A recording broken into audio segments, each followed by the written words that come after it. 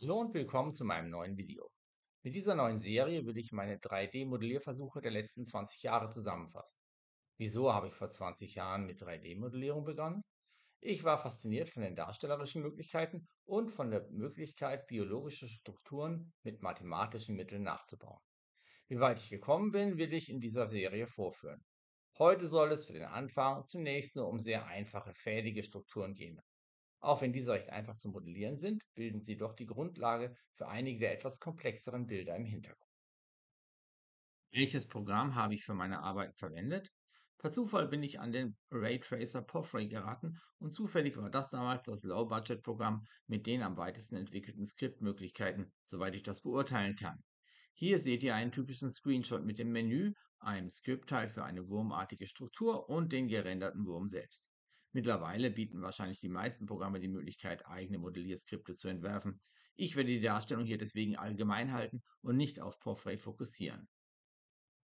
Ein Modelliertool, was ich sehr häufig verwendet habe, sind Metabälle.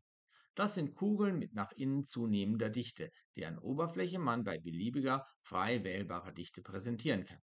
Als einzelne Kugeln sind sie natürlich uninteressant, aber man kann sie miteinander kombinieren. Bei Kombinationen kann man die Dichten entweder voneinander abziehen oder wie hier addieren. Dabei erhält man schöne glatte organische Strukturen. Wie erstelle ich nun meine Abbildung? Die Arbeitsschritte sind immer die gleichen. Zunächst geht es darum, die Positionen zu definieren, auf denen die Metabälle sitzen. Diese Positionen können zum Beispiel in einem Array gespeichert werden. Dieser erste Schritt ist der komplizierteste und wir werden uns in meinen Videos fast ausschließlich mit ihm befassen. Im zweiten Schritt werden die Metabälle an diese Positionen gesetzt und im dritten Schritt erhalten die entstandenen Objekte noch Farbe und Textur. Diese beiden Schritte sind abhängig vom jeweils verwendeten Programm und ich werde hier nur selten auf sie eingehen. Also fangen wir an. Wie können wir die Position für diese wurmartige Struktur festlegen? Wir arbeiten schrittweise und fügen in jedem Schritt der Kette ein neues Element, einen neuen Metaball hinzu. Auf diese Weise simulieren wir zumindest teilweise den Wachstumsprozess eines solchen Wurms. Da es sich anbietet, hier mit einer Programmschleife, einem Loop zu arbeiten, müssen wir jeden Schritt auf gleiche Weise gestalten. Insgesamt brauchen wir für die neuen Elemente des Wurms 9 Programmschleifen, 9 Loops. Damit es etwas einfacher wird, beschränken wir uns erst einmal auf zwei Dimensionen, auf die XY-Ebene. Hier seht ihr eine zufällige Kette aus 5 Elementen, alle im gleichen Abstand zueinander, aber mit unterschiedlichem Winkel Alpha zur X-Achse. Wenn wir uns diesen Winkel einfach in jedem Schritt über einen Zufallsgenerator erstellen ließen, sähe unsere Struktur nicht sehr natürlich aus. Wir dürfen uns mit unseren Änderungen nicht auf die X-Achse beziehen, sondern auf die Winkel des jeweils vorherigen Elements, die Vorgängerwinkel. Was bedeutet das? Hier habe ich diese Winkel mit eingetragen. Um der Situation in einer linearen Kette gerecht zu werden, müssen wir unsere Änderungen diesem Winkel gegenüber definieren, also in etwa so. Der jeweilige Winkel zur x-Achse, der Rotationswinkel, ergibt sich immer aus der Summe des Vorgängerwinkels und des Zufallswinkels. Um die Vorgängerwinkel immer verfügbar zu haben, müssen wir in jedem Schritt den Rotationswinkel speichern, bei Porphyry in Form eines Arrays. Und wie gelangen wir zu unseren Zufallswinkeln? Über einen willkürlich gewählten Winkelbereich. Umso größer, desto verwinkelter wird die Kette. Und der zufälligen Auswahl eines Winkels aus diesem Bereich. Bei Porphyry funktioniert das über Zufallszahlen. Wenn wir diesen Winkel zum Vorgängerwinkel addieren, erhalten wir den neuen Rotationswinkel. Diesen müssen wir zum einen speichern, damit wir ihn beim nächsten Element als Vorgängerwinkel verwenden können.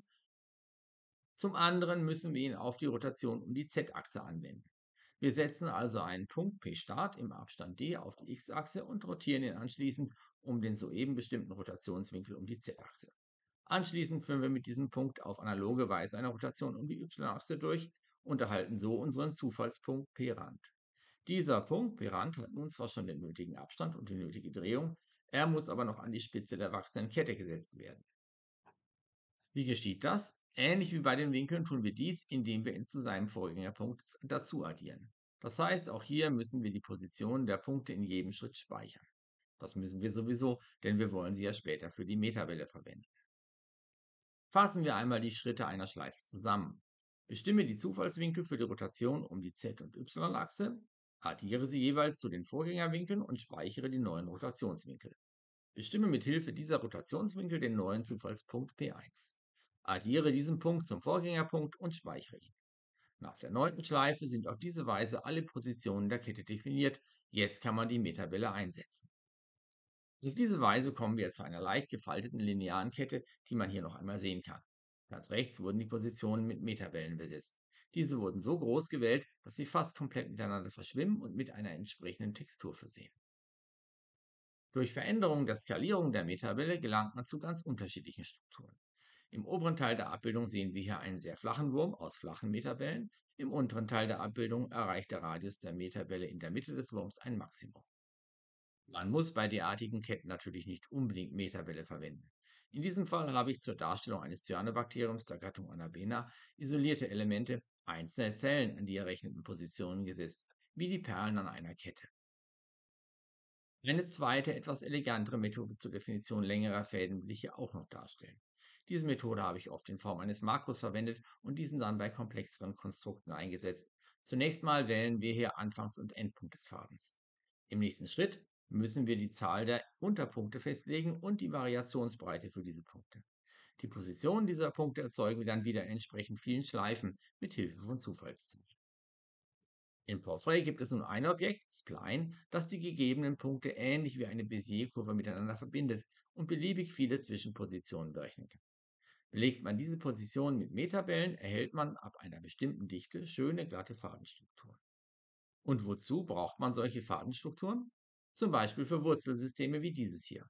Dabei muss man die Makros zur Erstellung der Fäden gezielt miteinander verschachteln, aber das werde ich in einem späteren Video darstellen.